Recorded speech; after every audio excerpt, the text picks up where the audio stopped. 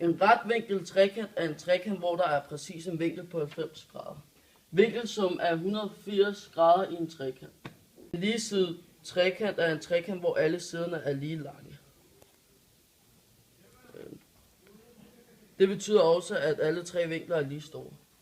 50, 60, 60. En trekant er en trekant, hvor to af siderne er lige lange. De her to. Og det betyder også, at to af vinklerne er mindst lige store. En spidsvinklet trekant er en trekant, hvor alle vinkler er spidse og under 90 grader. En stumpvinklet trekant er en trekant, hvor en af vinklerne er stump. Over 90 grader, og det er den der. Der kan ikke være to stumpe vinkler i en trekant. En trekant er en figur, som beregnes i 3 rette linjer. Og hvis skæringspunkter kaldes vinkelspidser. Her skæringspunktet, spidsevinkler. Trekanten benævnes A, B og C, når vinkelspidserne er A, B og C.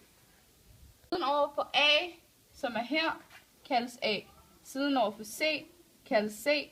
Siden over for B, kaldes B. Forskel på de store og små bogstaver. Store bogstaver er punkter, og de små bogstaver, det er linjer. Vinkel A's modstående side kaldes altså for A, og siderne B og C er vinkel A's hosliggende sider. Jeg skal gerne prøve at beregne arealet af en trekant. Det du gør, det er, at du siger højde gange grundlinje divideret med 2.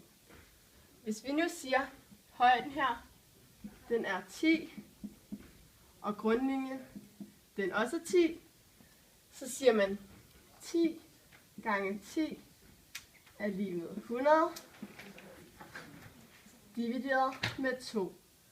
Og det giver så 50 kvadratcentimeter. En stumpvinklet trekant, og en stumpvinklet trekant har altid en vinkel, hvor den er over 90 grader.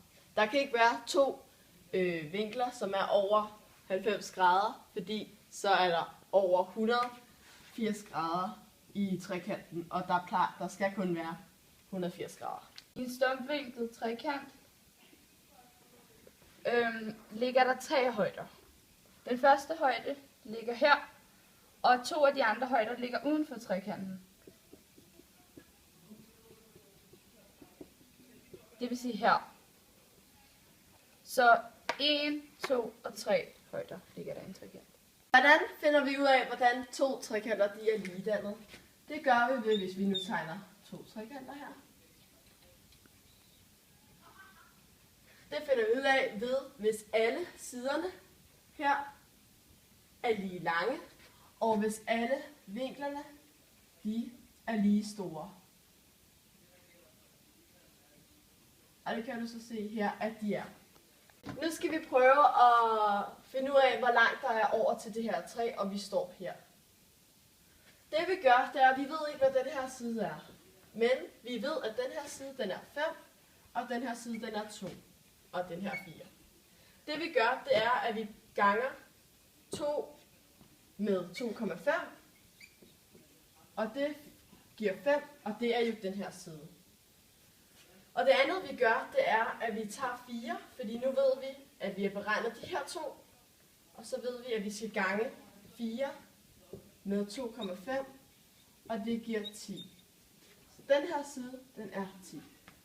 Trekanter, de er topvinkler. Jo, det ved vi, når de krydser hinanden, og alle vinklerne er lige store. Og som jeg sagde før, så ved vi det også, når alle siderne er lige lange. De her 2, de er lige store, og de krydser hinanden, så de kaldes topvinkler.